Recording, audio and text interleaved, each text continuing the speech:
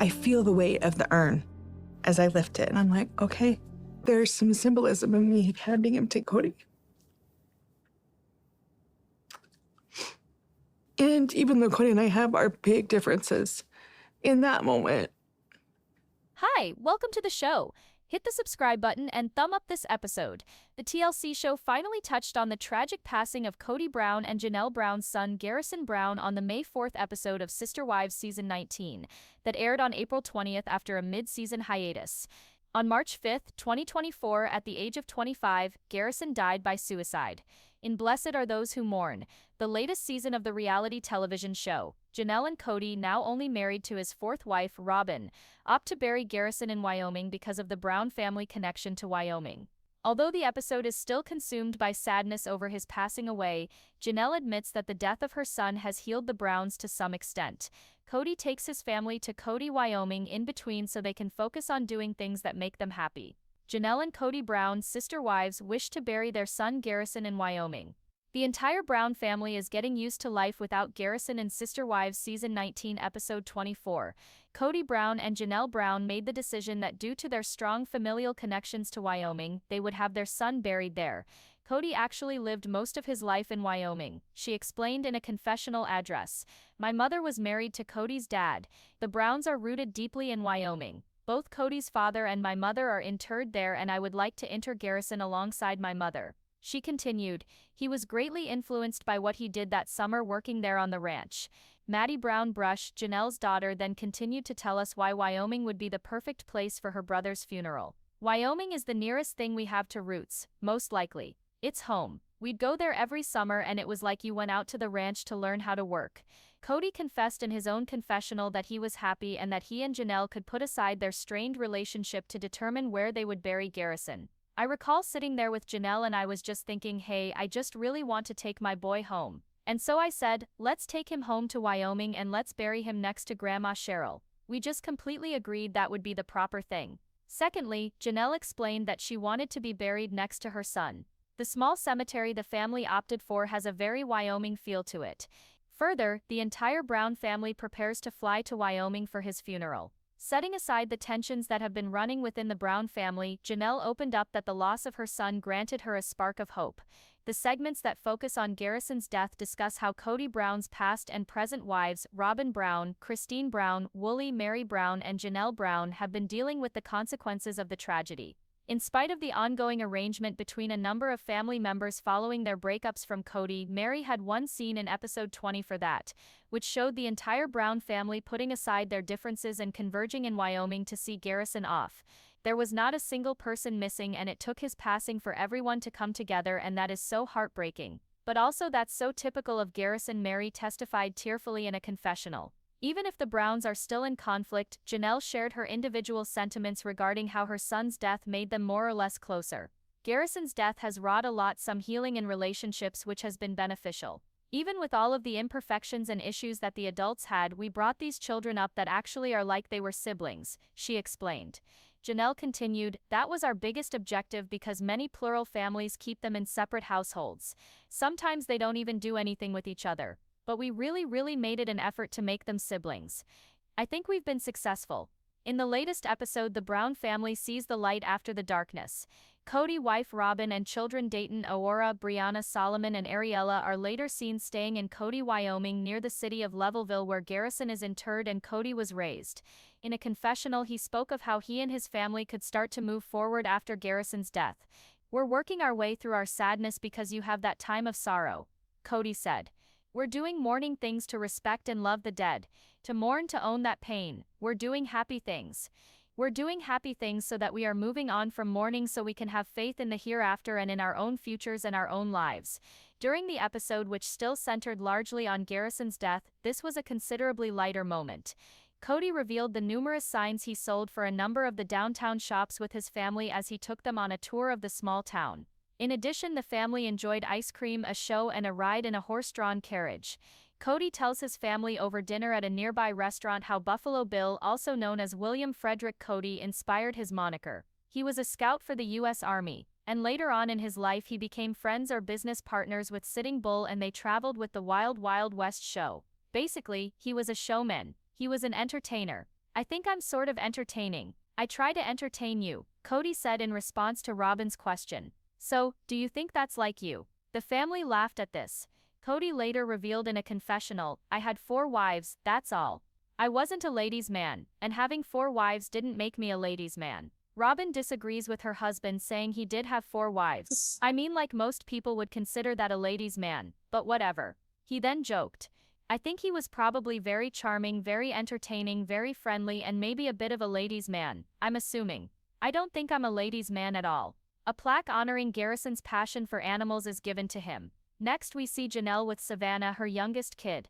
To find out how they honored Garrison, they traveled to Flagstaff, Arizona to see the High Country Humane Society. Janelle, who adopted 3 cats, considers Garrison's passion for felines. She revealed that Garrison's nursing pals wanted to honor him by suggesting that the Humane Society receive a donation. From then, Janelle found out it snowballed and all of the centers in the Flagstaff region received exceptional gifts. Janelle and her daughter visit the Humane Society and see the memorial plaque in a room named for Garrison where prospective adopters can meet cats. They also find out that over 30 cats got new homes and over $25,000 was given after Garrison's passing. Sister Wives. The new ideal life of Janelle Brown is beginning to take shape. The Sister Wives season 19 star Janelle Brown's new ideal life is finally coming together, but she suddenly encountered a big obstacle. Janelle recently celebrated her 56th birthday, marking the beginning of her journey toward the life she has always desired. Janelle was wed to polygamous patriarch Kody Brown until 2022.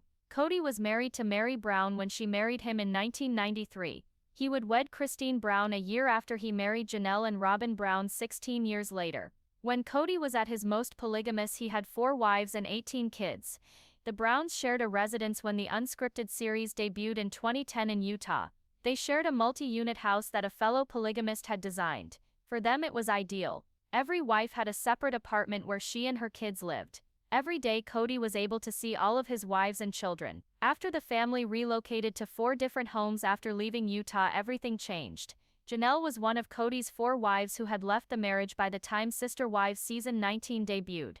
Since then she has begun creating her ideal life from polygamy to single life. Janelle, she enjoyed being married to multiple people. Janelle was fond of polygamy in contrast to Kody's other wives. She freely expressed her satisfaction that Kody wasn't present every night. She liked the liberty and self-reliance that the way of life provided. Janelle didn't want her husband to herself, but Christine left Kody because she detested having to share her husband. Janelle found Kody's disregard for their kids intolerable. Logan, Maddie, Hunter, Garrison, Gabriel, and Savannah Brown are the 6 children that Janelle and Kody have together. All of the children were close to their father when they were growing up, but as they grew older that changed. Kody began concentrating more on his younger kids, including those he had with Robyn, his 4th wife. The family became very resentful as a result, and Kody did a poor job of dealing with it. After the family relocated out of Utah and into 4 different residences, things became more challenging.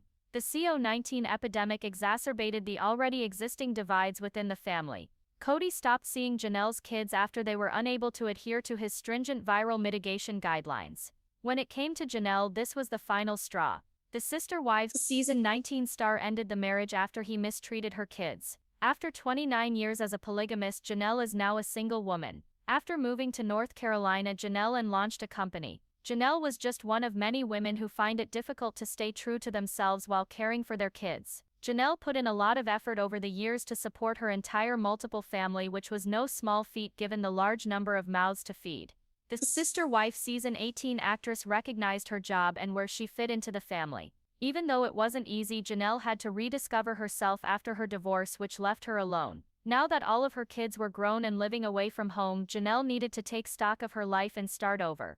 Nothing bound her to Arizona. Now that her marriage to Kody was over, now that all of her kids were grown and living away from home, Janelle needed to take stock of her life and start over. Janelle had made the decision to seek a new career as a flower farmer since she loved gardening. The Sister Wives season 19 star made the decision to launch a floral shop. In order to be close to her daughter Maddie Brush, her husband Caleb Brush, and their 3 kids, Janelle purchased property in North Carolina. A problem arose in Janelle's ideal life. Red tape from the government is impeding Janelle's future. In a recent Instagram post, Janelle revealed that her ideal life had encountered a roadblock. She was thrilled to be building her new house and launching her flower company. The video shows the Sister Wives season 19 star in the backyard of her daughter Maddie. Her caption says, "I got a good bit of planting done in the backyard garden." While waiting for what feels like an eternity for the government agencies to cease being government agencies and grant our permits. Almost 9 months now. You all, this is my gardening sanctuary.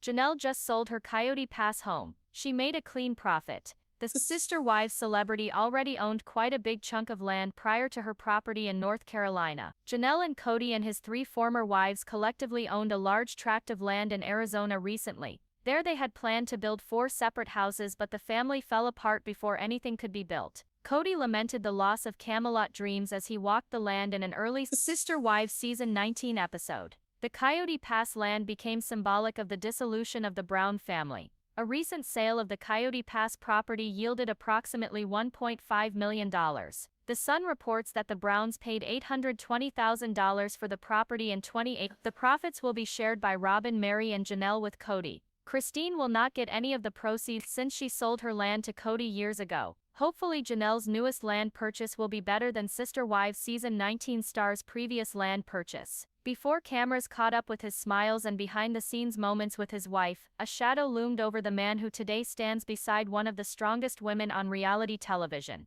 This darkness was produced by a heartbreak so intense that it nearly annihilated the foundation of all he held dear, not by fame. In broadcast polygamous culture, the man currently loved by audiences had already weathered a tempest of pain that would have ruined many. The man, now known for his connection to a lady who had boldly parted from a decades-long spiritual relationship, had previously lived another life, a life based on someone else's love. Although that is no longer open to the public eye, it still lingers in his heart. He had been beside another long before he ever encountered the vivacious, life-affirming lady who would ultimately bring back his soul. Someone who had borne his children, who had shared dreams with him, and whose unexpected leaving would change the course of his life. He had suffered the type of heartbreak which hushes even the loudest voices before stepping into light of kindled love. He was wedded to a woman with whom he built a legacy as well as a home. They raised a house full of youths together, adding laughter, routine, and future-oriented ambitions to their days. They stayed close for most of their adult life, and in that period the joys of parenthood became his pride. While his childhood and siblings had made him aware of the dynamics of big families, he was not himself part of a plural marriage. But he was not ready for what was to come by that familiarity. Not even her own closest family and friends were able to truly comprehend the secret battle the woman he loved was fighting. Sadness, loneliness, and hopelessness were the invisible weapons used in a quiet battle waging within her. She wore a large smile on her face, but her heart was sad. Later the weight became unbearable. Time didn't stamp her as dead, effect did. She was missed by the silence in their home, the silences during dinner, and the night sitting with unanswered questions instead of the calendar. Once sharing warm dinners and bedtime stories with his family, the guy now had to perform the cold dance of single fatherhood. With sorrow on his side and obligation on his, some pages of the letter she had left attempted to tell him something that would never be fully interpreted. He read her words over and again, hoping with every reading that this time he would find a hidden meaning or cue that he had not disappointed her. But nothing could erase the reality that she was not there anymore.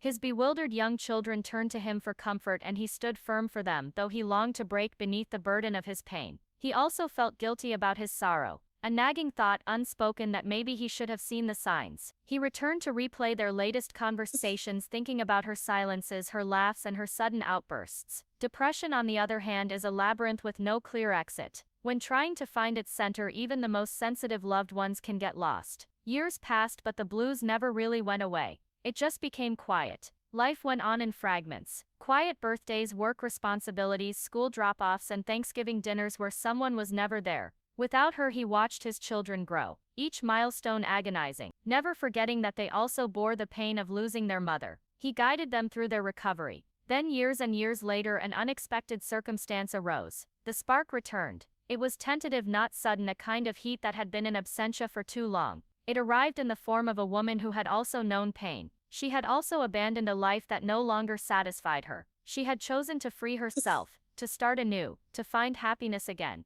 It was almost like something out of a dream when they met at first. She radiated a passion for life that he had not known he was missing. She spoke of finding peace after turmoil and second chances. He was reminded that love could come back even after the deepest losses through her sense of humor, candor, and compassion. He first questioned the genuineness of his feelings. Would joy return? Would a broken heart ever beat totally again? He noticed how she lived among others, how she consoled the people around her, and how she never regretted chasing happiness. He was drawn to her vibrancy because she lived a determined and powerful life. The walls he had built began to sag gradually. He chuckled once more. Hope did as well. Their romance took off quickly. He feared the depth, not the velocity. They viewed healing and companionship in each other. Their bond was not founded on fleeing the past but on embracing the future while honoring the past. They shared freely about their histories, the pain they had endured, and the hope they had the courage to keep. His memories of his first love lingered, but now they were interwoven in his being instead of lingering in shadows. And she knew that. She begged only to stroll with him in the next chapter, not to be forgotten. They set new habits together, like strolls in the garden, serene porch nights, and moments of gratitude for the present moment. They planted a tree together in one particularly poignant moment. It was a living tribute to the individuals they lost, not merely for beauty or shade. She had known grief too. Too early, a young soul who had been everything to her had passed on. The pain had been deep and personal, even though he had not been her biological child. They stood for a shared understanding of loss, memory, and the infinite power of love in planting that tree. Their lives took on the moods of the seasons. They built a proper and warm home. They supported each other, laughed together, cried when memories flooded their minds, and celebrated the little victories of getting the decision to be happy again. Their wedding was a celebration of survival, as much as it was a union between two individuals. Along with watching vows, family and friends attended to celebrate the journeys they had traveled. There was a quiet understanding of the strength it took to rebuild, but no sermons about being perfect.